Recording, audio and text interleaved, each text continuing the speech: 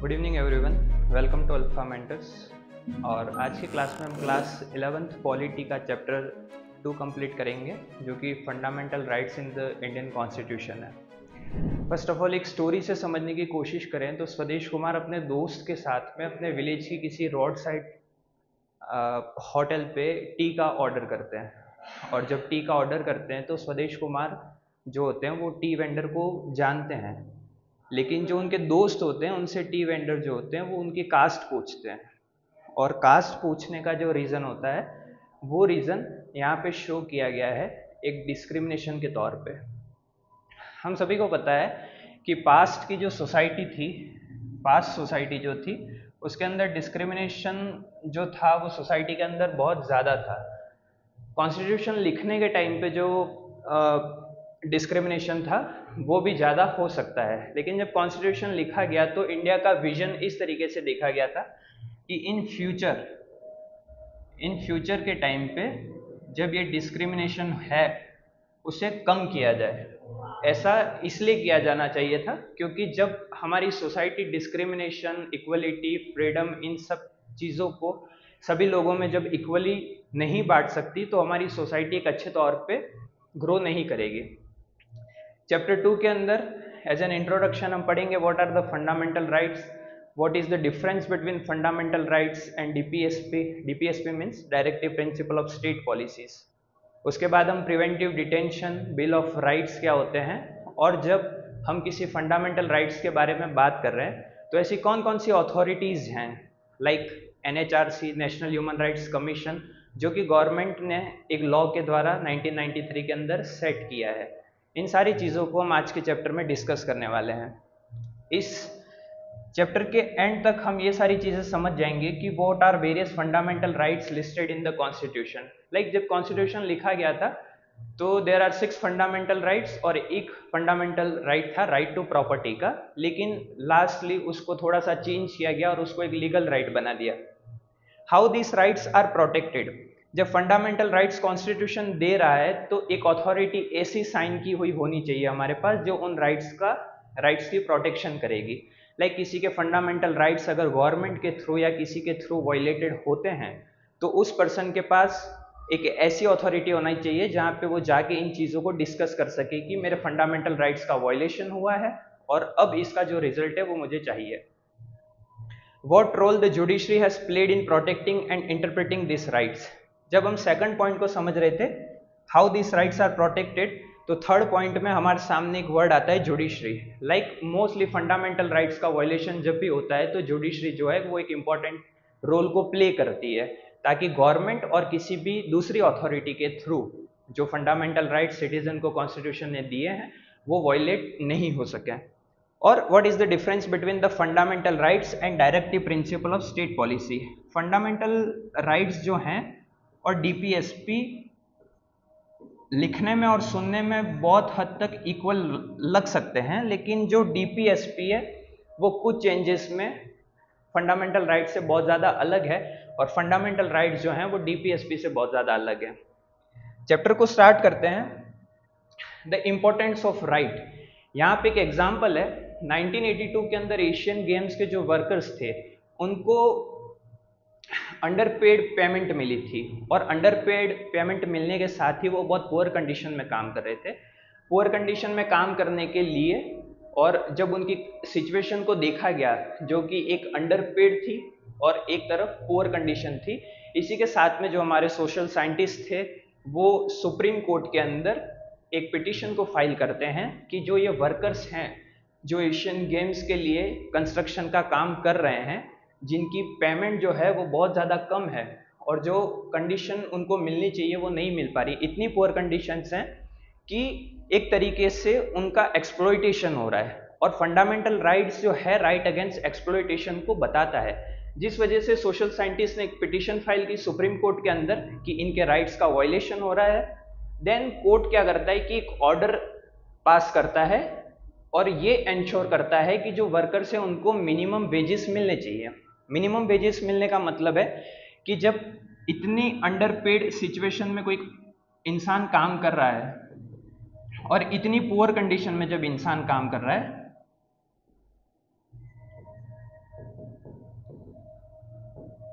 तो इन कंडीशन को सुधारने के लिए और उनके राइट अगेंस्ट एक्सप्लॉयटेशंस के साथ में कोई भी उनके राइट का वायलेशन नहीं हो, इस वजह से सुप्रीम कोर्ट जो है वो एक ऑर्डर पास करता है। सुप्रीम कोर्ट एक ऑर्डर पास करता है और उस ऑर्डर में उनके मिनिमम स्टैंडर्ड या मिनिमम वेजेस को लाने की बात करता है, ताकि उन्हें जो उनका काम है उतना वेजेस मिल सके। बिल ऑफ राइट्स क्या होते हैं? Bill of rights US constitution के अंदर जो फंडामेंटल राइट्स को लिस्ट किया गया था, उनको जो टॉप 10 फंडामेंटल राइट्स लिस्ट किए गए थे उनको बिल ऑफ राइट्स बोला जाता है। इंडिया के अंदर भी बिल ऑफ राइट्स जो है वो फंडामेंटल राइट्स को लिस्ट करने की एक प्रोसेस है। लाइक फंडामेंटल राइट्स को कॉन्स्टिट्यूशन के अंदर लिस्ट किया गया है ताकि हम उन राइट्स का प्रोटेक्शन कर सकें, और ये राइट्स जो हैं वो सिटीजन और डेमोक्रेसी के लिए बहुत ज़्यादा इंपॉर्टेंट है। जब हम कॉन्स्टिट्यूशन के बारे में बात करते हैं तो हमें ये पता चलता है कि जो हमारा इंडिया है वो एक डेमोक्रेटिक कंट्री जिसमें डेमोक्रेसी जो है वो बहुत ज़्यादा इंपॉर्टेंट है, और जब डेमोक्रेसी बहुत ज़्यादा इंपॉर्टेंट है तो उसके लिए फंडामेंटल राइट्स का होना भी बहुत ज़्यादा इंपॉर्टेंट हो सकता है। ये गवर्नमेंट को इंश्योर करता है कि जो भी फंडामेंटल राइट्स यहाँ पे लिस्टेड हैं बिल ऑफ राइट्स के अंदर, उनको आपको रिकॉग्नाइज करना है। किसी के साथ फंडामेंटल राइट्स का अगर वायलेशन होता है तो हमें ये चीज़ बहुत क्लियरली पता होनी चाहिए कि वो रिकॉग्नाइज हो रहे या नहीं हो रहे। जैसे कि अभी प्रीवियस एग्जाम्पल में हमने समझा था, यहाँ पे जब पुअर कंडीशन थी और अंडरपेड वर्कर्स थे, और जब सोशल साइंटिस्ट सुप्रीम कोर्ट के अंदर उनकी पिटीशन को फाइल करते हैं तो यहाँ पे उनके जो फंडामेंटल राइट्स थे जिनका वायलेशन हो रहा था उनको रिकॉग्नाइज किया गया।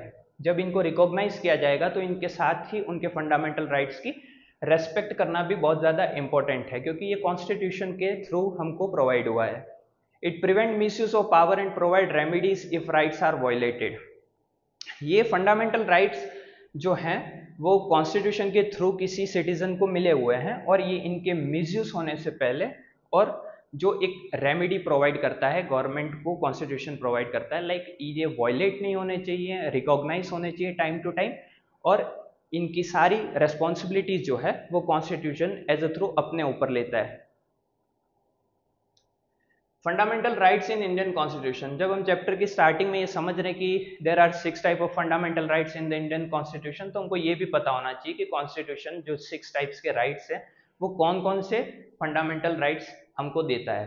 Fundamental rights were included in the constitution to protect citizen freedom after India independence. जब इंडिया इंडिपेंडेंट हुआ तो जैसे कि हमने पास्ट एग्जाम्पल से समझा था, स्वदेश कुमार की एक स्टोरी ली थी जिसमें डिस्क्रिमिनेशन हुआ था, और वो डिस्क्रिमिनेशन जो था वो कास्ट के बेसिस पे था।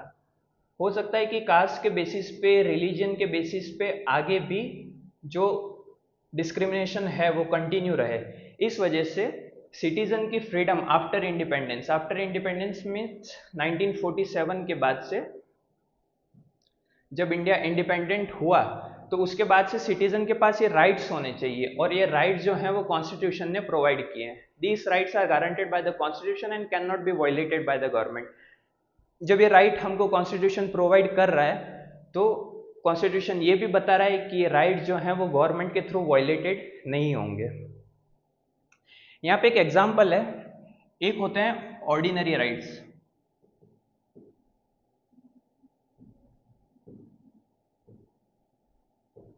और एक होते हैं फंडामेंटल राइट्स। ऑर्डिनरी राइट्स और फंडामेंटल राइट्स में थोड़ा सा डिफरेंस है। ऑर्डिनरी राइट्स जो हैं वो एक छोटे से लॉ के थ्रू या बहुत एक सिंपल लेजिस्लेटिव लॉ के साथ में चेंज किए जा सकते हैं, लेकिन जब फंडामेंटल राइट्स को आपको चेंज करना है तो आपको कॉन्स्टिट्यूशन में एक प्रॉपर अमेंडमेंट लाना पड़ेगा, तभी आप फंडामेंटल राइट्स को चेंज कर सकते हैं। इतना इजीली जिस तरीके से ऑर्डिनरी राइट्स आपके चेंज हो रहे हैं, fundamental rights through amendment change हो सकते हैं, not a simple law. The judiciary safeguard fundamental rights and can declare any government action violating them as illegal. These rights are not absolute. The government can impose reasonable restriction when necessary. जब constitution हमको fundamental rights दे रहा है तो उसी के साथ में government के पास एक छोटी सी पावर भी देता है गवर्नमेंट को, कि जब ये राइट अगर वायलेट होने की स्थिति में है या कुछ ऐसी इलीगल एक्टिविटी सोसाइटी के अंदर होती है जिससे किसी और के राइट्स जो हैं वो वायलेट हो सकते हैं, या आप जब एक सोसाइटी के थ्रू या सोसाइटी के हिसाब से किसी चीज़ को देखते हैं, और जब वहाँ पे आपको लगता है कि यहाँ पे कुछ रेस्ट्रिक्शंस लगाना नेसेसरी है, तब इन फंडामेंटल राइट्स के ऊपर गवर्नमेंट जो है वो कुछ हद तक रेस्ट्रिक्शंस लगा सकती है। फॉर एग्जाम्पल, आपके पास प्रोटेस्ट करने का अधिकार है, आपके पास प्रोटेस्ट करने का अधिकार है, लेकिन इस प्रोटेस्ट के अधिकार से आप किसी अनविलिंगली किसी और के फंडामेंटल राइट्स या किसी के राइट्स के साथ में वायलेशन करते हैं, तो गवर्नमेंट क्या करेगी, कुछ लिमिटेड रेस्ट्रिक्शंस आपके ऊपर लगा सकती है। राइट टू इक्वलिटी यानी कि समानता का अधिकार। इक्वलिटी मीन्स क्या हो गया, समानता का अधिकार। समानता का अधिकार मतलब कि हम किसी के साथ भी इस तरीके से डिस्क्रिमिनेशन नहीं करेंगे कि वो इस जेंडर से है या इस कास्ट से है या इस जगह पे जन्मा है या इस कास्ट का है, इस रिलीजन का है। इन बेसिस पे हम जो है किसी के साथ भी डिस्क्रिमिनेशन नहीं कर सकते। राइट टू इक्वलिटी ये बताता है कि हम जो है वो सभी के साथ में, चाहे वो किसी भी रिलीजन का है, चाहे किसी भी कास्ट का है, चाहे किसी भी रेस का है, चाहे किसी भी सेक्स, प्लेस ऑफ बर्थ से रिलेटेड पर्सन है, हम उसके साथ डिस्क्रिमिनेशन नहीं करते। कॉन्स्टिट्यूशन जो है वो राइट टू इक्वलिटी में सभी लोगों को इक्वली ट्रीट करने के लिए बताता है, ना कि हम किसी के साथ उसके प्लेस ऑफ बर्थ, चाहे वो इंडिया के किसी भी पार्ट में उसका जन्म हुआ है या वो किसी भी कास्ट से बिलोंग करता है या चाहे किसी भी रिलीजन से बिलोंग करता है, हम उसके साथ में डिस्क्रिमिनेशन नहीं कर सकते। It also bans untouchability and promotes equal status of dignity among all citizens। जब राइट टू इक्वलिटी की बात करते हैं तो ये अनटचेबिलिटी को बैन करने के बारे में भी बात करता है। अनटचेबिलिटी को बैन करना मतलब कि बहुत सारी ऐसी हायर कास्ट थी पास्ट के टाइम पे जो लोअर कास्ट के साथ में बैठ के खाना नहीं खाती थी या उनके छुए हुए बर्तनों से पानी नहीं पीती थी।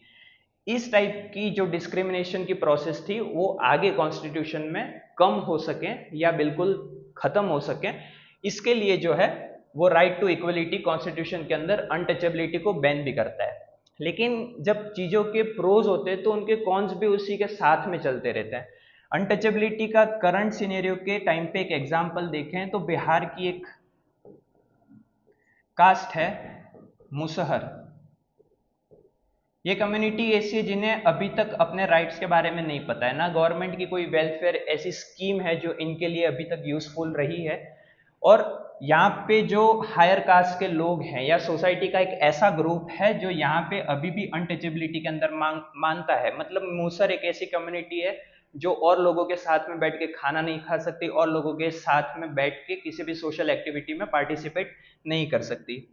द प्रेम्बल मेंशन टू की एस्पेक्ट्स। हमने जब प्रेम्बल को पढ़ा था तो इक्वलिटी ऑफ स्टेटस और इक्वलिटी ऑफ अपॉर्चुनिटी के बारे में डिस्कस की थी।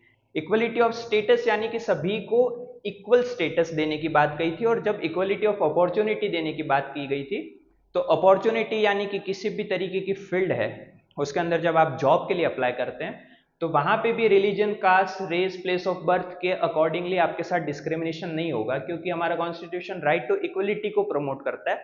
और जब राइट टू इक्वलिटी को प्रमोट करता है तो इस डिस्क्रिमिनेशन को हम पीछे की तरफ छोड़ के इक्वल ऑफ अपॉर्चुनिटी, चाहे वो किसी भी रिलीजन से रिलेटेड हो चाहे किसी भी कास्ट से रिलेटेड हो, उसको इक्वल अपॉर्चुनिटी मिलनी चाहिए। Equal opportunity means everyone should have the same chances in jobs, education and public life. जब हम बात करते हैं इक्वल अपॉर्चुनिटी की तो इक्वल अपॉर्चुनिटी कैसे मिल सकती है? या तो कोई जॉब्स के अंदर इक्वल अपॉर्चुनिटी के बारे में बात करेगा या एजुकेशन डिपार्टमेंट के अंदर या फिर पब्लिक लाइफ के अंदर। पब्लिक लाइफ यानी कि गवर्नमेंट के जितने भी पब्लिक सेक्टर्स हैं, एजुकेशन यानी कि स्कूल कॉलेजेस हो गए, और जॉब्स जिसमें गवर्नमेंट है, प्राइवेट है, जहाँ पे डिस्क्रिमिनेशन इक्वलिटी के बेसिस पे या राइट टू इक्वलिटी ये शो करता है कि जब कॉन्स्टिट्यूशन राइट टू इक्वलिटी आपको प्रोवाइड करता है तो आप इन सारे पॉइंट्स के हिसाब से किसी के साथ भी डिस्क्रिमिनेशन नहीं करेंगे। लेकिन फिर एक प्रोज और कॉन्स की बात यहाँ पे सामने आती है कि जब राइट टू इक्वलिटी की बात हम कर रहे हैं तो हम रिजर्वेशन को कैसे सपोर्ट कर सकते हैं? हम रिजर्वेशन को कैसे सपोर्ट कर सकते हैं?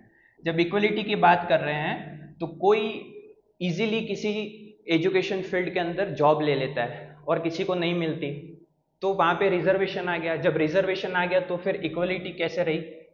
तो इसी का सिंपल सा एग्जांपल हमारे कॉन्स्टिट्यूशन के आर्टिकल 16(4) के अंदर दिया हुआ है कि जब भी किसी स्टेट को ऐसा लगता है कि वहाँ पे इनइक्वलिटी है या सोसाइटी के अंदर सोशल इनइक्वलिटी थोड़ी सी ज़्यादा है, तो उस टाइम पे वो जॉब्स के अंदर, एजुकेशन के अंदर या पब्लिक लाइफ के अंदर रिजर्वेशन को इम्पोज कर सकते हैं या इंट्रोड्यूस कर सकते हैं, छोटे लेवल पर ही सही, लेकिन रिजर्वेशन को इम्पोज कर सकते हैं।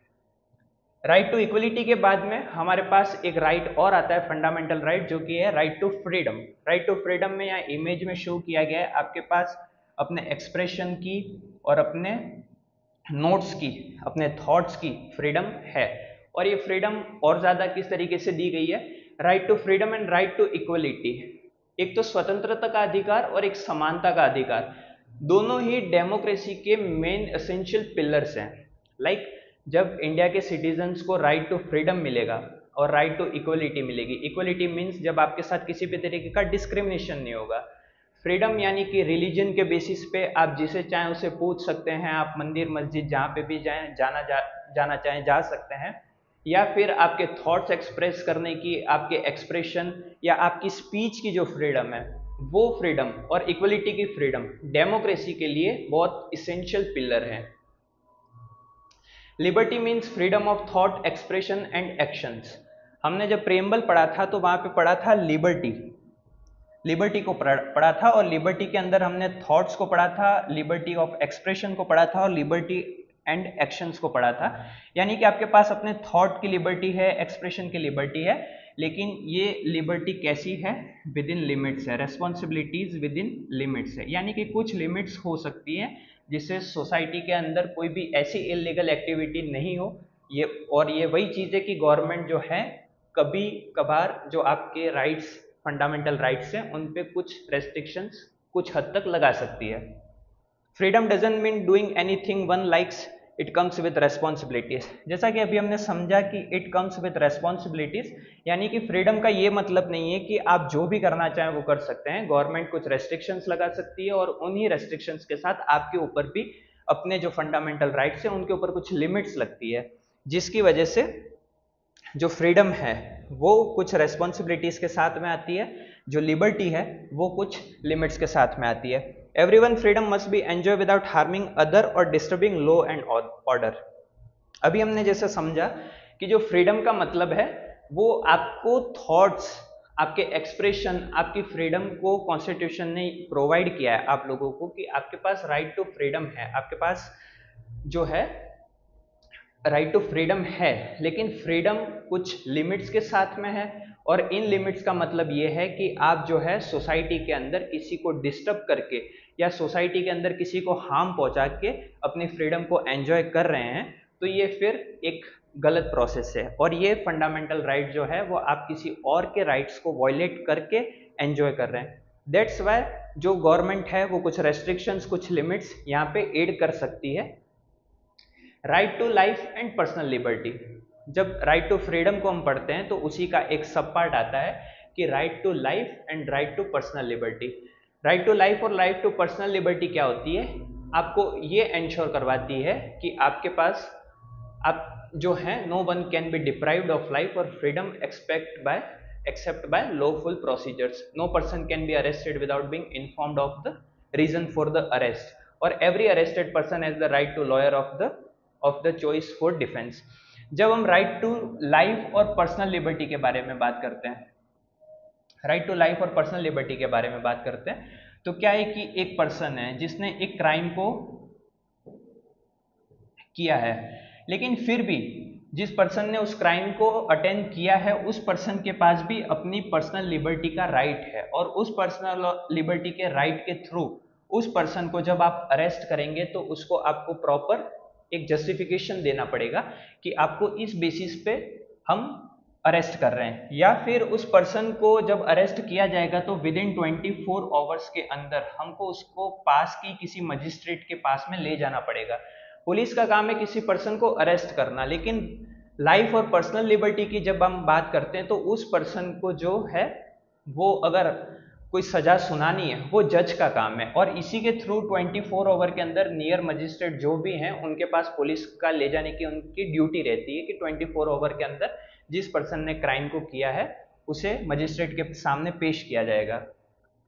इस पर्सन के क्राइम करने के बाद भी इसके पास एक और ये फ्रीडम है कि ये अपने हिसाब से लॉयर को सेलेक्ट कर सकते हैं, यानी कि ये पुलिस के सामने कुछ बताना चाहें या नहीं बताना चाहें, उससे पहले अगर ये पर्सन ये चाहता है कि मुझे एक लॉयर चाहिए और उसी के सामने मैं पुलिस के सामने जो भी बात कहना चाहूँगा, तो ये भी राइट उसको दिया गया है। यानी कि एक पर्सन है जो क्राइम अटेम्प्ट कर चुका है, लेकिन फिर भी right to life and personal liberty उसको ये सारी चीज़ें प्रोवाइड करते हैं कि आपके पास जो है लॉयर को लेने की और उस पर्सन को 24 आवर्स के अंदर नियर मजिस्ट्रेट के पास ले जाने की जो है आपके पास फ्रीडम है, आपके पास उन चीज़ों की लिबर्टी है। Preventive detention. प्रिवेंटिव डिटेंशन क्या होता है, एक इंपॉर्टेंट टॉपिक हो सकता है चैप्टर का। प्रिवेंटिव डिटेंशन यानी कि हम एक सिंपल तरीके से समझें, एक इंसान है जिसने कोई क्राइम अटेम्प्ट किया है और जब उसने क्राइम कर लिया उसके बाद पुलिस उसको डिटेन करेगी और उसे ले जाएगी।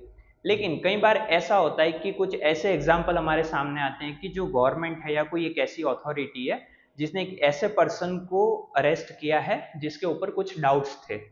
डाउट्स मतलब एक एग्जाम्पल होता है स्लीपर सेल का। स्लीपर सेल का एक एग्जाम्पल है, जैसे कि कोई गवर्नमेंट ये समझती है कि ये पर्सन जो है वो सोसाइटी के लिए अनलॉफुल है या कोई एक ऐसी इलीगल एक्टिविटी आगे चल के कर सकता है, अभी उसने करी नहीं है लेकिन वो कर सकता है, उस बेसिस पे जो गवर्नमेंट है वो उस पर्सन को अरेस्ट करेगी, उसको ही हम प्रिवेंटिव डिटेंशन कहते हैं। जब प्रिवेंटिव डिटेंशन कर लिया है उस पर्सन का तो उसके लिए कुछ लिमिट्स हैं कि उसके लिए क्या लिमिट्स हैं। 3 मंथ्स तक ही वो उसको अपने पास में रख सकती है। 3 मंथ्स तक अपने पास रखने के बाद एक एडवाइजरी बोर्ड बैठेगा, एक एडवाइजरी बोर्ड होगा जो उसके ऊपर रिव्यू करेगा। यानी कि सिंपल टर्म में हम समझें कि प्रिवेंटिव डिटेंशन क्या है, तो एक तरीका होता है एक पर्सन ने जब क्राइम किया है उसे अरेस्ट करना, और प्रिवेंटिव डिटेंशन के थ्रू हम ये समझते हैं कि एक पर्सन जो आगे चल के ऐसी सिचुएशन क्रिएट कर सकता है और उसे जब गवर्नमेंट अपने अंडर ले लेती है उसे ही प्रिवेंटिव डिटेंशन बोला जाता है। लेकिन प्रिवेंटिव डिटेंशन की टाइम लिमिट होती है 3 मंथ्स की। 3 मंथ्स के बाद में एक एडवाइजरी बोर्ड होगा जो प्रॉपर उस पर्सन के बारे में रिव्यू करेगा, उसकी जांच करेगा और फिर इंफॉर्मेशन जो है वो आगे सजेस्ट करेगा। इसी चीज को हम प्रिवेंटिव डिटेंशन बोलते हैं। प्रिवेंटिव डिटेंशन के बाद हमारे पास अदर फ्रीडम क्या है। अभी तक हमने राइट टू इक्वलिटी को पढ़ा, राइट टू फ्रीडम को पढ़ा, right to life and personal liberty को पढ़ा।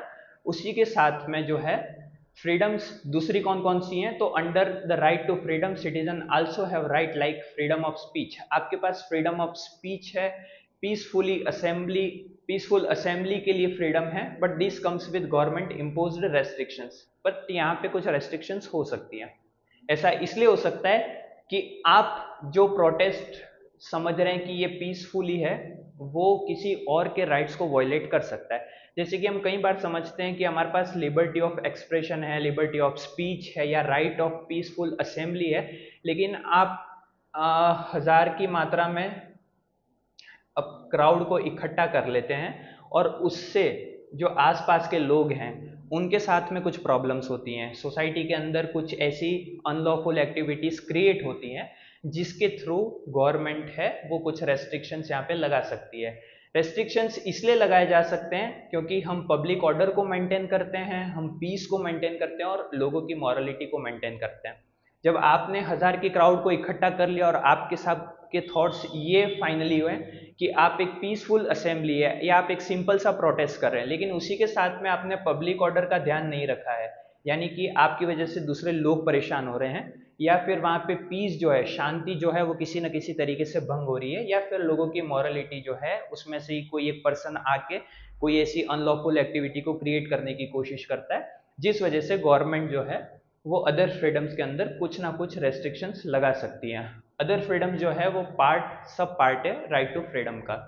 The government can limit gathering. कई बार आपने देखा होगा कि कई बार ऐसे प्रोटेस्ट होते हैं या कई बार ऐसी सिचुएशंस होती हैं जहां पे 5 से 4 लोग एक ग्रुप बनाकर खड़े नहीं रह सकते। अगर वो ऐसा करते हैं तो फिर पुलिस कोई ना कोई एक सिंपल सा एक्शन लेगी। वो एक्शन इसलिए लेगी क्योंकि गवर्नमेंट कई बार ऐसी गैदरिंग्स पे कुछ लिमिट्स लगा देती है जिसकी वजह से 5 से ज़्यादा लोग एक साथ इकट्ठे नहीं हो सकते, और ये कई बार अनलॉफुल भी हो सकता है। 5 से ज़्यादा लोग, आपको लग रहा है कि बहुत सिंपल सी हम बातचीत कर रहे हैं, लेकिन उस कंडीशन में ये कई बार अनलॉफुल हो सकता है, दूसरे लोगों के लिए प्रॉब्लम को क्रिएट कर सकता है।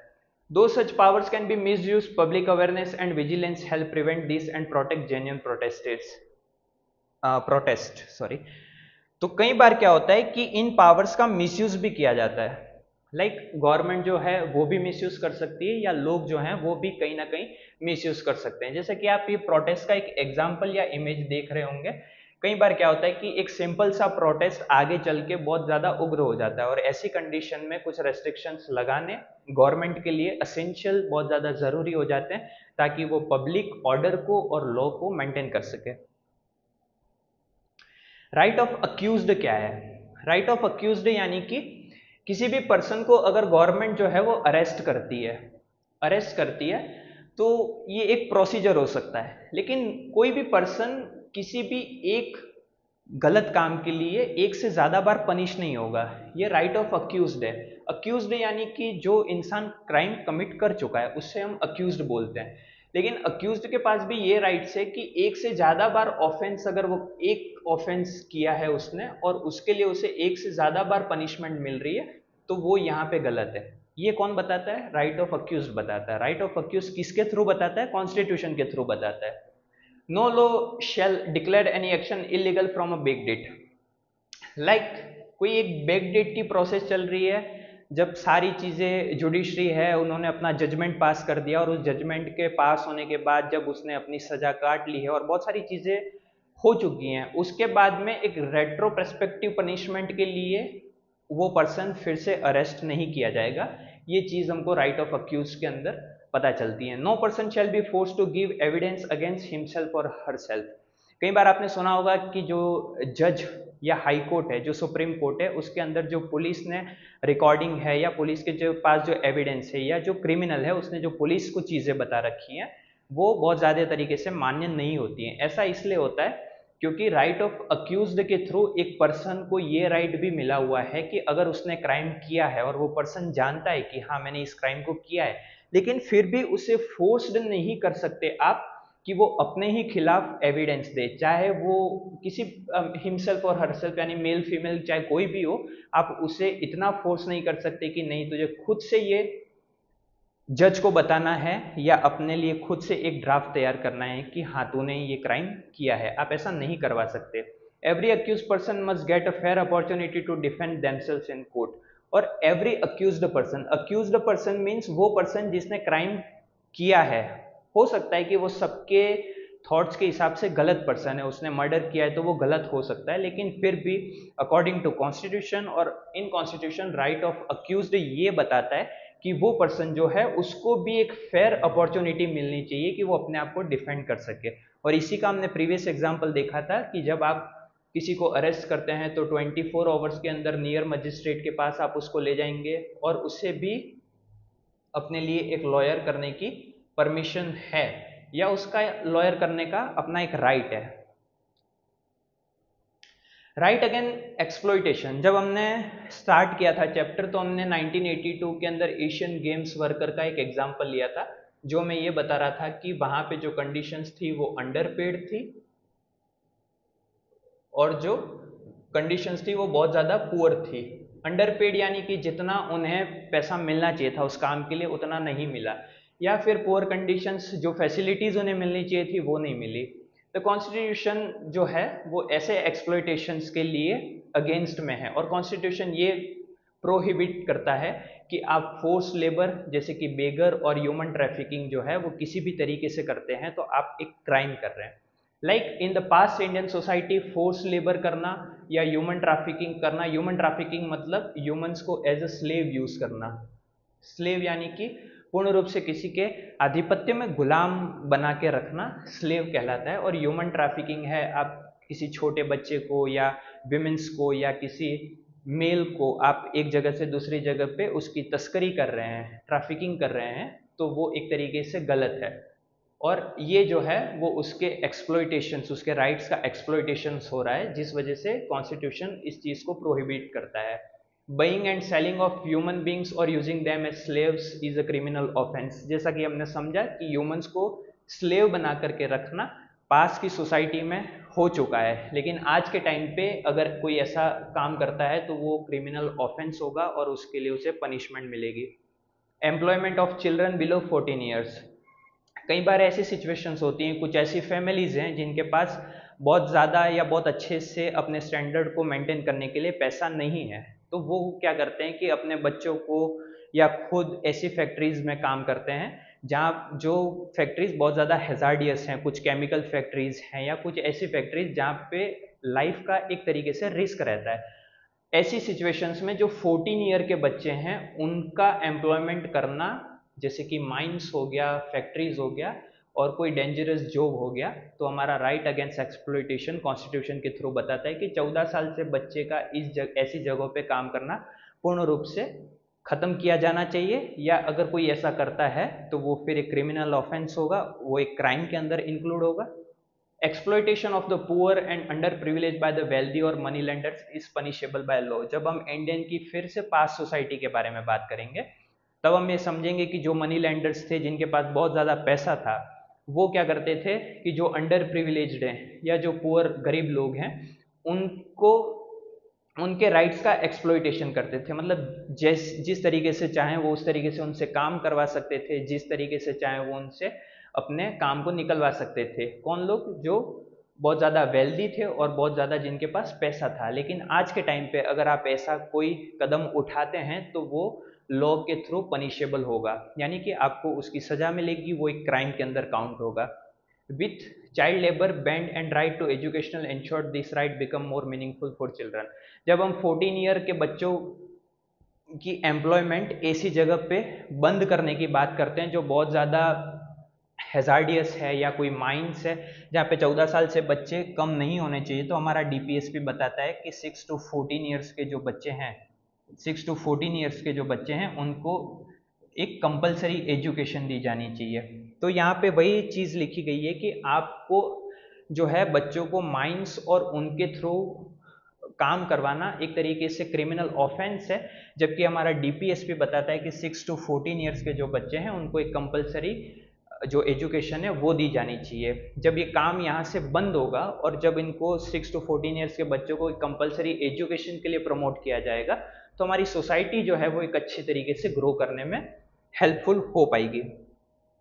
Right to freedom of religion. Right to freedom of religion का आप इमेज देख के समझ सकते हैं कि इंडिया के अंदर किसी भी तरीके के रिलीजन को आपको फॉलो करने का अधिकार है, ये आपका राइट है। और ये राइट आपको article 25 to 28 according to Indian constitution provide किया गया है।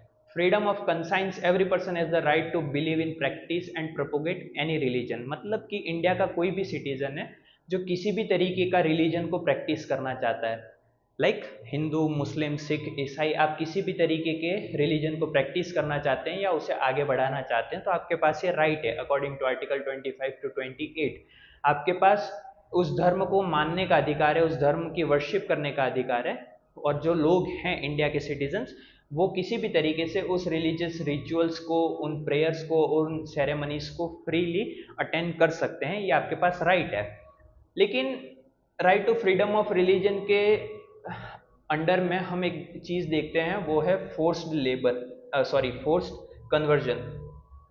फोर्स कन्वर्जन क्या हो सकता है कि जब आप अपने रिलीजन को देखते हैं तो आप सोचते हैं कि इसमें और ज़्यादा लोग इंक्लूड हों और फिर आप और लोगों को उस रिलीजन के बारे में, यानी कि एक तरीके से हिंदू को कन्वर्ट करके इसमें बदल दिया या क्रिश्चियन को कन्वर्ट करके हिंदू कम्युनिटी के अंदर लाने के लिए जब हम फोर्स्ड कन्वर्जन करते हैं तो वो फोर्स कन्वर्जन जो है उसको स्टेट जो है वो फोरबिड करता है। यानी कि आप जो है रिलीजन की प्रैक्टिस तो कर सकते हैं, आप जिसको भी चाहें उन भगवान को माने, आप मंदिर जाना चाहते हैं, आप मस्जिद जाना चाहते हैं, आप जा सकते हैं, आप उसके लिए फ्री हैं और आपके पास ये राइट भी है। आप जिस भगवान की, जिस तरीके से, जिस आइडियोलॉजी की पूजा करना चाहते हैं आपके पास उसकी भी फ्रीडम है। लेकिन आप इन राइट्स के थ्रू किसी के साथ अगर फोर्स्ड कन्वर्जन करते हैं या जबरदस्ती उसके रिलीजन को बदलवा करके किसी और रिलीजन में उसको इंक्लूड करने की कोशिश करते हैं तो ये गवर्नमेंट जो कहती है कि ये फोरबिड है। यानी कि इस तरीके का कन्वर्जन जो है वो कॉन्स्टिट्यूशन के थ्रू किसी को नहीं दिया गया है। Freedom to manage religious affair. Every religious group can manage its own place of worship and property, and no religious instruction in state institution, government run school can promote or teach any particular religion. Like कोई भी institution जो है वो अपने अंदर उस religion activity को पढ़ाना चाहती है या उसे ग्रो करना चाहती है तो वो कर सकती है, ये आपके पास फ्रीडम है।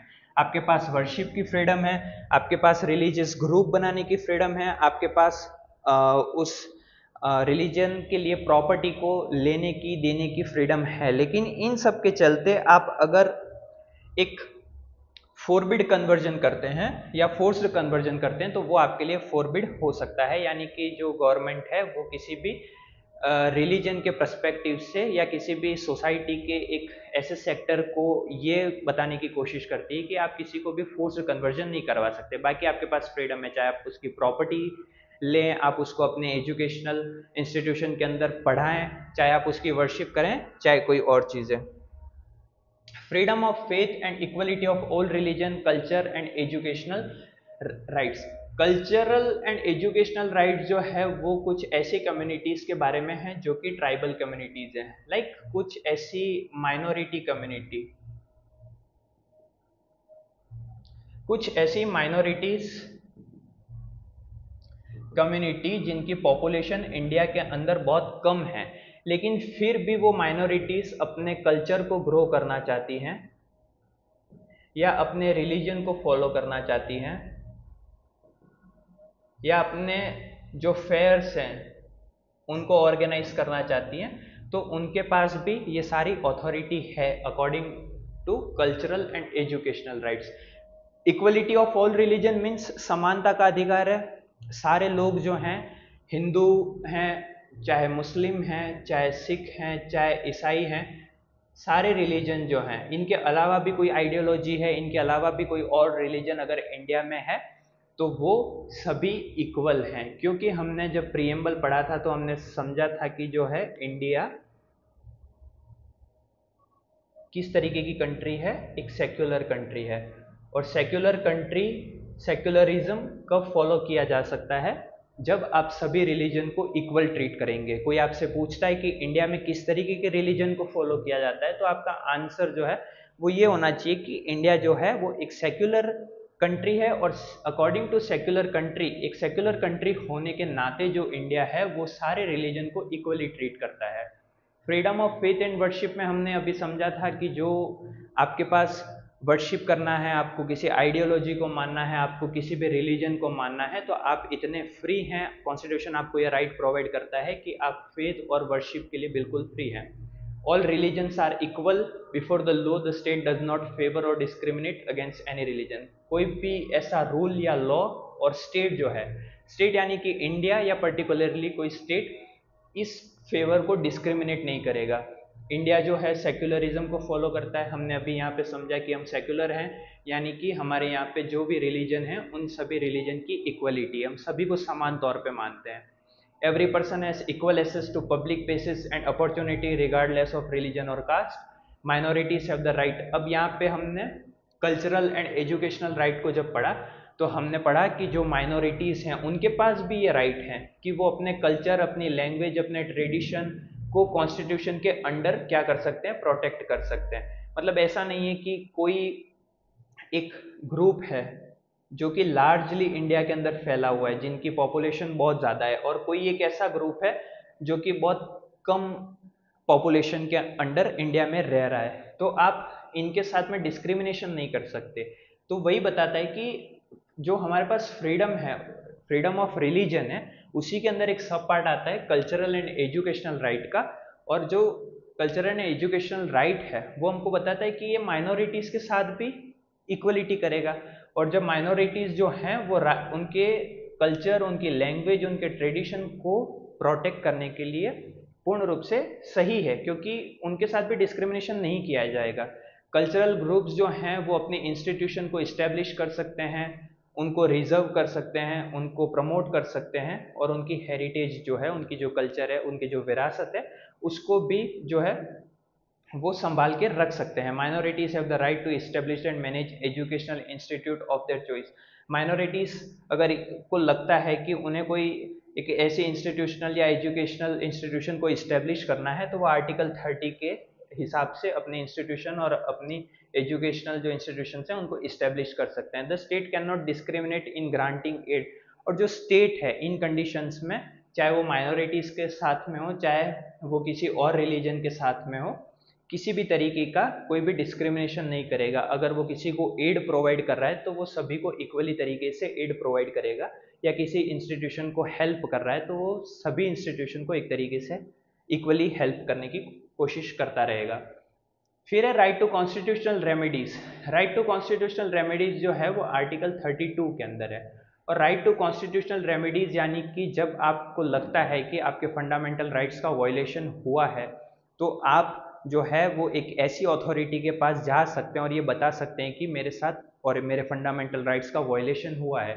इसके थ्रू जो आर्टिकल 32 है वो बताता है कि आपके पास कॉन्स्टिट्यूशनल रेमेडीज का राइट है, और इसी कॉन्स्टिट्यूशनल ऑफ रेमेडीज को राइट ऑफ कॉन्स्टिट्यूशनल रेमेडीज को heart and soul of the constitution कहा है। किसने कहा है? डॉक्टर BR अम्बेडकर ने।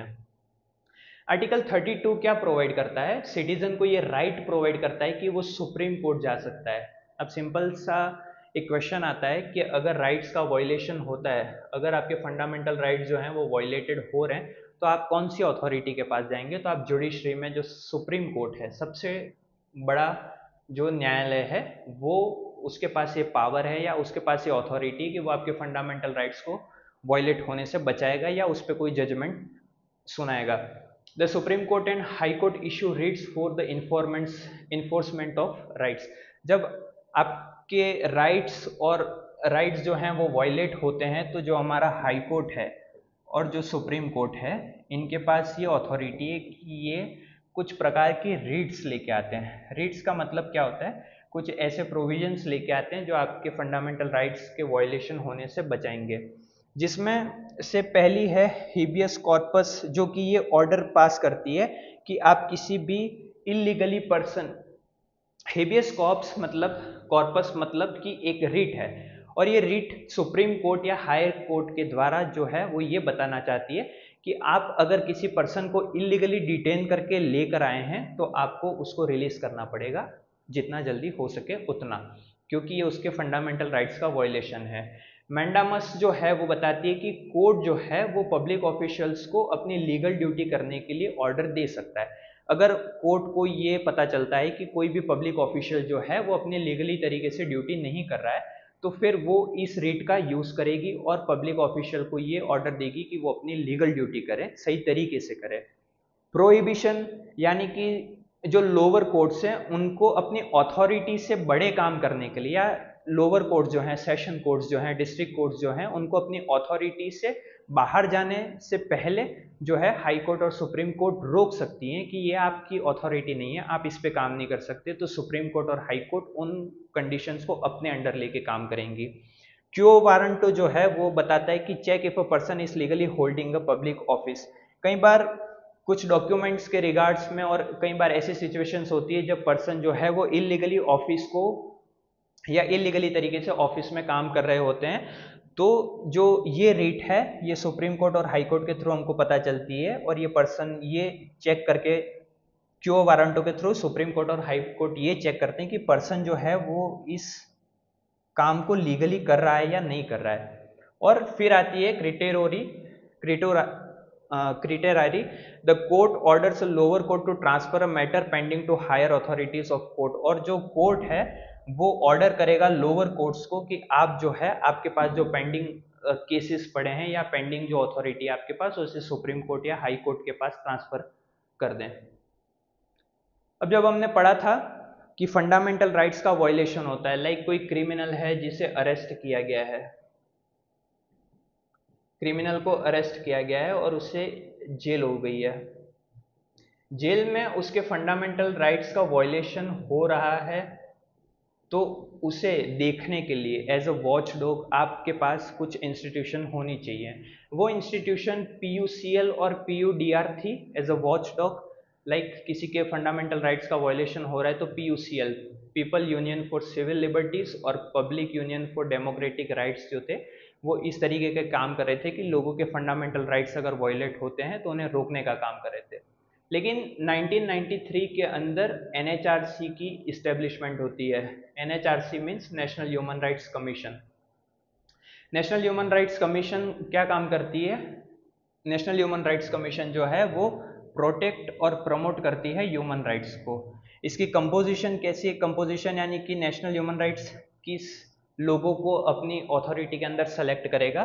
तो फॉर्मर CJI, मतलब CJI chief justice of India, जो सुप्रीम कोर्ट के चीफ जस्टिस रह चुके हैं, जज ऑफ सुप्रीम कोर्ट, यानी कि फॉर्मर जज ऑफ सुप्रीम कोर्ट, जो पहले जो सुप्रीम कोर्ट के जज रह चुके हैं, और 2 ऐसे मेंबर जिनको ह्यूमन राइट्स के बारे में या ह्यूमन राइट्स ऑर्गेनाइजेशन जो काम करती है उसके बारे में एक अच्छी खासी डिटेल पता है, या उन्हें उन चीज़ों के बारे में पता है जो इस ऑर्गेनाइजेशन से रिलेटेड काम कर रही है, तो वो इसकी कंपोजिशन है। कंपोजिशन यानी कि इस अथॉरिटी के अंदर वो लोग काम करेंगे जो कि या तो सुप्रीम कोर्ट के फॉर्मर CJI है, चीफ जस्टिस ऑफ इंडिया हैं, या फिर जो हैं फॉर्मर जज हैं, फॉर्मर जज हैं, या 2 ऐसे मेंबर जिनको ह्यूमन राइट्स के बारे में अच्छी खासी नॉलेज है। फंक्शन क्या करते हैं? NHRC जो है वो उन चीज़ों के अंदर इंक्वायर करती है जहाँ पे वायलेशन, विजिट, जेल और स्टडी कंडीशंस, मतलब कि यहाँ पे हमने समझा था क्रिमिनल है जिसको जेल हो गई है, अब जेल के अंदर उसके फंडामेंटल राइट्स का वायलेशन हो रहा है या नहीं हो रहा है, या उसे किस तरीके से ट्रीट कर रही है, पुलिस कैसे ट्रीट कर रही है, चाहे वो मेल है चाहे वो फीमेल है, उसे किस तरीके से ट्रीट किया जा रहा है, या उसके साथ किसी भी तरीके के है वो क्रिमिनल लेकिन फिर भी उसके फंडामेंटल राइट्स वायलेट तो नहीं हो रहे, इसका ध्यान रखने के लिए हमने NHRC को बनाया। और NHRC का काम यही है कि अगर वायलेशन होता है तो वो जेल्स के अंदर विजिट करती हैं और उनके साथ क्या कंडीशंस हैं उन सभी की स्टडी करके अपनी रिपोर्ट जो है वो गवर्नमेंट को देती है।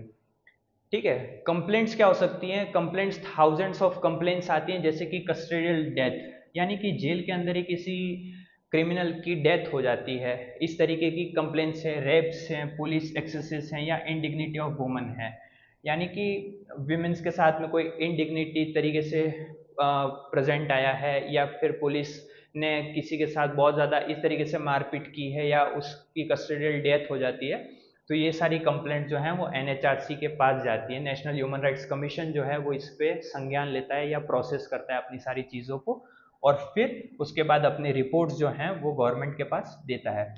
NHRC की पावर क्या है? NHRC जो है वो प्रोसिक्यूट कर सकती है और प्रोसिक्यूट नहीं कर सकती है, यानी कि किसी को अरेस्ट करना, उसको सजा सुनाना, ये NHRC का काम नहीं है। लेकिन NHRC का काम क्या है कि गवर्नमेंट को सजेस्ट करना और उनको रिकमेंडेड करना कि इसके साथ में इस तरीके के फंडामेंटल राइट्स वायलेट हुए या इस तरीके का काम हुआ है, तो NHRC एक रिपोर्ट प्रेजेंट करेगी गवर्नमेंट को, एंड देन गवर्नमेंट उसके ऊपर आगे क्या कार्यवाही करती है वो गवर्नमेंट का काम है। लेकिन NHRC का काम प्रोसिक्यूट करने का नहीं है, उनका सिर्फ सजेशन का और रिकमेंडेशन का काम है। NHRC जो है वो डिसअपेयर्ड यूथ इन पंजाब और गुजरात राइट्स के अंदर बहुत इसेंशियल तरीके से अपना काम कर चुकी है, जैसे कि गुजरात के अंदर जो दंगे हुए थे और पंजाब के अंदर जो डिसअपेयर्ड यूथ थे उनके लिए NHRC ने बहुत अच्छे से रिपोर्ट तैयार की थी और फिर वो हायर अथॉरिटीज को सबमिट की थी।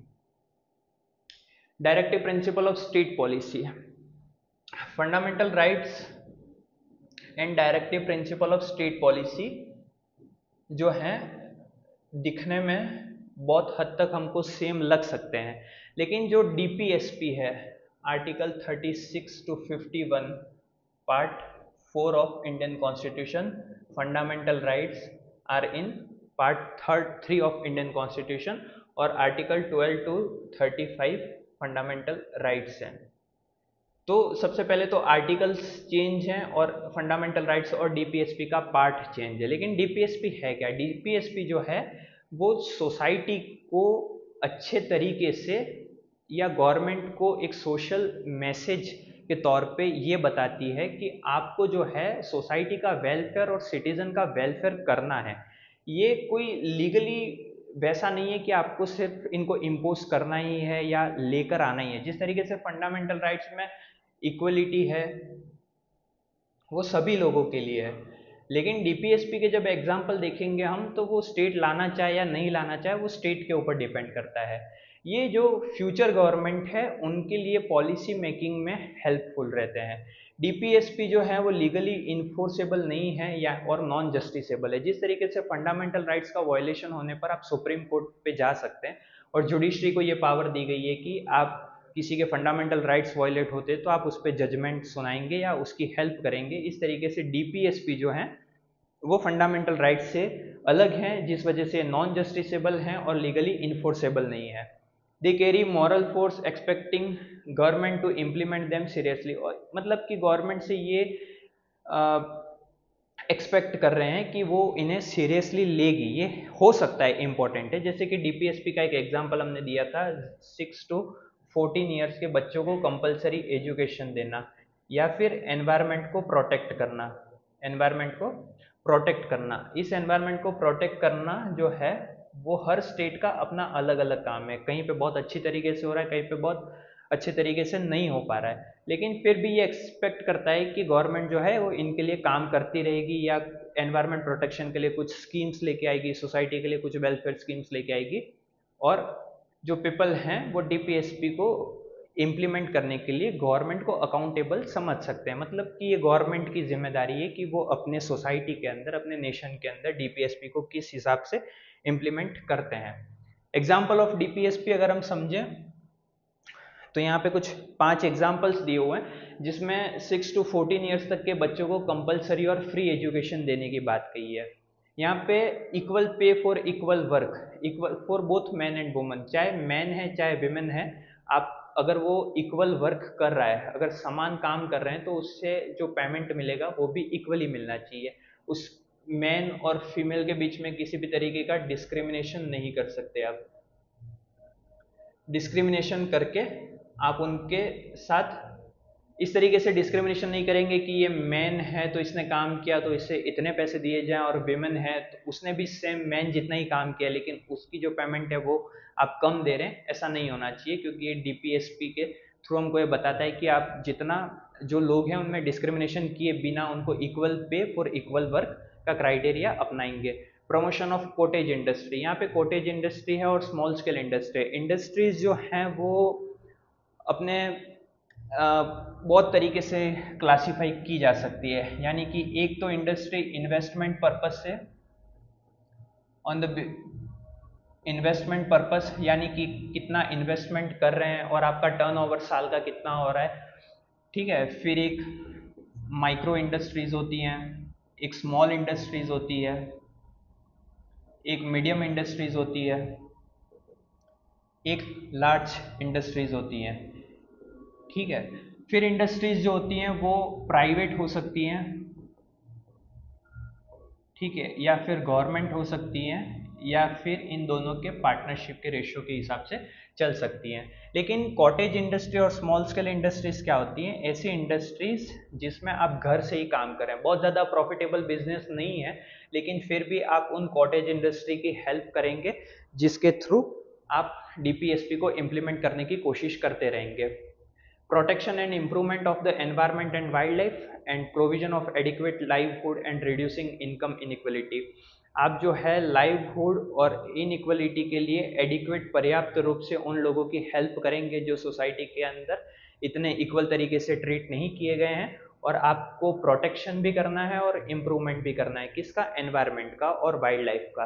अब वाइल्ड लाइफ की जो रिपोर्ट्स आती हैं वो हर स्टेट की अपनी अलग अलग होती हैं, तो ये ज़रूरी नहीं है कि हर स्टेट इसमें इक्वल तरीके से काम कर रहा है या सभी इक्वल तरीके से अपनी रिपोर्ट को पेश करेंगे कि हमने बहुत अच्छे तरीके से इन रिपोर्ट्स को सबमिट किया है। लेकिन फिर भी डीपीएसपी के थ्रू जो है गवर्नमेंट को या सोसाइटी के अंदर ये बताने की कोशिश की जाती है कि आपको इन चीज़ों को एक अच्छी सोसाइटी बनाने के लिए इम्प्लीमेंट करना चाहिए।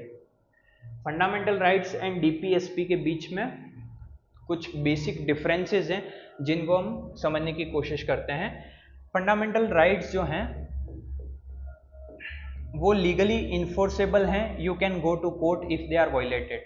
अभी हमने समझा था कि फंडामेंटल राइट्स का अगर वायलेशन होता है, आपके साथ में राइट टू इक्वलिटी या right to freedom of religion, आपको कोई गवर्नमेंट या इंसान रिलीजन प्रैक्टिस करने से रोकता है, अगर वो फोर्सेबल कन्वर्जन नहीं है और फिर आपको वर्शिप करने से रोकता है, तो उस वर्शिप करने से रोकने के हिसाब से आपका जो राइट टू रिलीजन है या फ्रीडम ऑफ रिलीजन है वो वॉयलेट हो गया, और इस वॉयलेशन के हिसाब से आप जो है वो सुप्रीम कोर्ट के अंदर जा सकते हैं।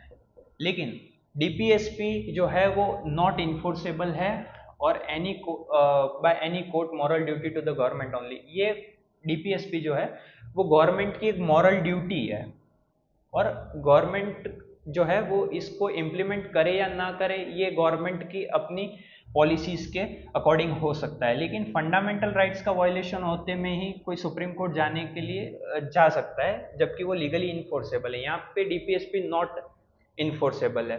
डीपीएसपी जो है वो ये प्रमोट करता है कि welfare and social justice society के अंदर आए, वहीं पे जो फंडामेंटल राइट्स हैं वो ये एम करते हैं कि वो इंडिविजुअल जो हैं उनकी फ्रीडम और इक्वलिटी को प्रोटेक्ट करें। फंडामेंटल राइट्स जो हैं वो part 3 of the Indian constitution, मतलब कि फंडामेंटल राइट्स जो हैं वो पार्ट 3 के अंदर हैं। डीपीएसपी जो है वो पार्ट 4 के अंदर है। डीपीएसपी जो है वो आर्टिकल 36 to 51 है। फंडामेंटल राइट्स जो हैं वो आर्टिकल 12 to 35 हैं। Justiciable right courts can protect this, यानी कि जस्टिसेबल हैं फंडामेंटल राइट्स तो कोर्ट जो है उसके ऊपर ये जिम्मेदारी होती है कि उन्हें प्रोटेक्ट करे। और डीपीएसपी जो है वो नॉन जस्टिसेबल हैं, यानी कि कोर्ट जो है वो किसी गवर्नमेंट को या किसी अथॉरिटी को ये फोर्स नहीं कर सकता कि आपको इसका इम्प्लीमेंटेशन करना है। Right to property, right to property जब कॉन्स्टिट्यूशन बना तो उस टाइम पे राइट टू प्रॉपर्टी जो था वो फंडामेंटल राइट ही था। लेकिन बाद में क्या हुआ कि गवर्नमेंट जो है उसने इस लॉ को लिमिट कर दिया, यानी कि जो पब्लिक वेलफेयर्स था, यानी पब्लिक वेलफेयर्स के लिए जो गवर्नमेंट था उसने राइट टू प्रॉपर्टी का जो राइट था उसको थोड़ा सा लिमिटेड कर दिया। और 1973 के अंदर जो सुप्रीम कोर्ट था उसने जो राइट टू प्रॉपर्टी था उसको कॉन्स्टिट्यूशन का बेसिक पार्ट नहीं माना, not part of the basic structure, यानी कि कॉन्स्टिट्यूशन का बेसिक स्ट्रक्चर नहीं है। जब कॉन्स्टिट्यूशन का बेसिक स्ट्रक्चर नहीं है तो फिर एक अमेंडमेंट आता है जो कि 44th अमेंडमेंट था 1978 के अंदर। 44 अमेंडमेंट हुआ और उसके थ्रू जो राइट टू प्रॉपर्टी था उसको हटा करके एक लीगल राइट बना दिया अंडर आर्टिकल 300A। यानी कि राइट टू प्रॉपर्टी को समझे तो जब कॉन्स्टिट्यूशन बना तो राइट टू प्रॉपर्टी एक तरीके से फंडामेंटल राइट ही था, लेकिन फिर इसको सुप्रीम कोर्ट ने बेसिक स्ट्रक्चर के अंदर नहीं मानते हुए थोड़ा सा लिमिटेड कर दिया। लिमिटेड करने के बाद जब ये फंडामेंटल राइट नहीं रहा तो 44 अमेंडमेंट आया इंडियन कॉन्स्टिट्यूशन का 1978 के अंदर। 1978 के अंदर जब 44 कॉन्स्टिट्यूशनल अमेंडमेंट हुआ तो जो राइट टू प्रॉपर्टी था उसको आर्टिकल 300A के अंदर एक लीगल राइट बना दिया गया। ये था आपका right to property. Right to property के बाद हम चैप्टर के कंक्लूजन पे हैं, और कंक्लूजन हमको ये बताता है कि फंडामेंटल राइट्स जो हैं वो एसेंशियल हैं for protecting individual freedom and equality. किसी भी इंडियन सिटीजन्स के जो राइट्स हैं, फंडामेंटल राइट्स हैं, जैसे कि फ्रीडम हो गया या इक्वलिटी हो गया, वो उसके लिए बहुत ज़्यादा एसेंशियल है। एसेंशियल इसलिए हैं क्योंकि हमने देखा था पास्ट इंडियन सोसाइटी में डिस्क्रिमिनेशन था, चाहे वो कास्ट के बेसिस पे हो चाहे रिलीजन के बेसिस पे हो। तो इन सब चीज़ों को कम करने के लिए जब हमने कॉन्स्टिट्यूशन को अडॉप्ट किया 1949 के अंदर और 1950 के अंदर जब हमारा कॉन्स्टिट्यूशन केम इनटू फोर्स यानी कि लागू हो गया, तो उसके बाद से हमने फंडामेंटल राइट्स के प्रिंसिपल्स को अपनाया। और फंडामेंटल राइट्स के प्रिंसिपल को अपनाने का मतलब हमने लोगों को राइट टू फ्रीडम दिया, राइट टू इक्वलिटी दी, राइट अगेंस्ट एक्सप्लॉयटेशंस की बातें कही। इन सब से क्या है कि जो लोग हैं इंडिया के सिटीजन्स हैं वो अपने आप को थोड़ा सा प्रोटेक्ट फील करेंगे या इनके वायलेशन पे सुप्रीम कोर्ट तक जाके अपने राइट्स की डिमांड को पूरा कर सकते हैं। सिंस 1950 अभी हमने पढ़ा 1950 का ईयर था जब से कॉन्स्टिट्यूशन लागू हुआ, और जब से लागू हुआ तब से जो जुडिशरी है वो फंडामेंटल राइट्स के लिए सेफ गार्ड का काम कर रही है। यानी कि अगर वायलेशन होता है तो आप किसके पास जाएंगे? आप जुडिशरी के पास में जाएंगे, और जब आप जुडिशरी के पास में जाएंगे तो फिर ये जुडिशरी की रेस्पॉन्सिबिलिटी है कि वो आपके फंडामेंटल राइट्स को वायलेट होने से बचाए। Right ensure democratic governance and keep the government with in constitution limit. और ये सारे जो राइट्स हैं वो गवर्नमेंट को एक गुड गवर्नेंस सेट करने का एग्जाम्पल देते हैं। गुड गवर्नेंस यानी कि सभी लोगों के साथ में इक्वली तरीके से ट्रीट होना है और गवर्नमेंट को कॉन्स्टिट्यूशनल लिमिट्स के अंदर रहने की भी बात करते हैं। ये आपके चैप्टर का लास्ट पार्ट था, conclusion. So first of all अगर इस चैप्टर से रिलेटेड कुछ टॉपिक्स आपसे पूछे जाएं तो वो हो सकता है कि प्रिवेंटिव डिटेंशन क्या होता है, व्हाट इज प्रिवेंटिव डिटेंशन। तो आपको प्रिवेंटिव डिटेंशन की एक सिंपल डेफिनेशन और उसका जो टाइम पीरियड था 3 मंथ का वो पता होना चाहिए कि 3 मंथ के बाद प्रिवेंटिव डिटेंशन अगर रहता है तो उसके लिए फिर एक एडवाइजरी बोर्ड होगा जो आपको उन चीज़ों के बारे में डिटेल से समझाएगा। किन चीज़ों के बारे में, जैसे कि 3 मंथ के बाद भी अगर प्रिवेंटिव डिटेंशन चल रहा है किसी के पास में तो फिर आपके पास एक एडवाइजरी बोर्ड होगा और वो एडवाइजरी बोर्ड उसके ऊपर काम करेगा। किस तरीके का काम, एक रिव्यू देने का काम। दूसरा, प्रिवेंटिव डिटेंशन के बाद बिल ऑफ राइट्स क्या हो सकते हैं। बिल ऑफ राइट्स क्या थे, तो बिल ऑफ राइट्स जो थे वो फंडामेंटल राइट्स जो थे उनको गवर्नमेंट के थ्रू रिकॉग्नाइज किया जाएगा और रिकॉग्नाइज करने के बाद उनको लिस्टेड किया जाएगा कॉन्स्टिट्यूशन के अंदर। ये था आपका bill of right. Bill of right के बाद अगर हम बात करें तो फंडामेंटल राइट एंड डीपीएसपी, इनसे रिलेटेड क्वेश्चंस बहुत बार पूछे जा सकते हैं कि फंडामेंटल राइट्स और डीपीएसपी क्या है। तो सबसे पहले फंडामेंटल राइट्स जो हैं उसके और डीपीएसपी में डिफ्रेंशिएट करने के लिए आप फंडामेंटल राइट्स के आर्टिकल को बता सकते हैं और डीपीएसपी के लिए आप डीपीएसपी के आर्टिकल्स को बता सकते हैं। लाइक डीपीएसपी कौन से आर्टिकल में है, फंडामेंटल राइट्स कौन से आर्टिकल में है। फंडामेंटल राइट्स इंडियन कॉन्स्टिट्यूशन के पार्ट 3 में है, डीपीएसपी वहीं इंडियन कॉन्स्टिट्यूशन के पार्ट 4 के अंदर आता है। ठीक है, उसके बाद ये फोर्सेबल हैं या नहीं है, जस्टिसेबल हैं या नहीं है। फंडामेंटल राइट्स के लिए आप सुप्रीम कोर्ट जा सकते हैं या डीपीएसपी के लिए आप सुप्रीम कोर्ट जा सकते हैं।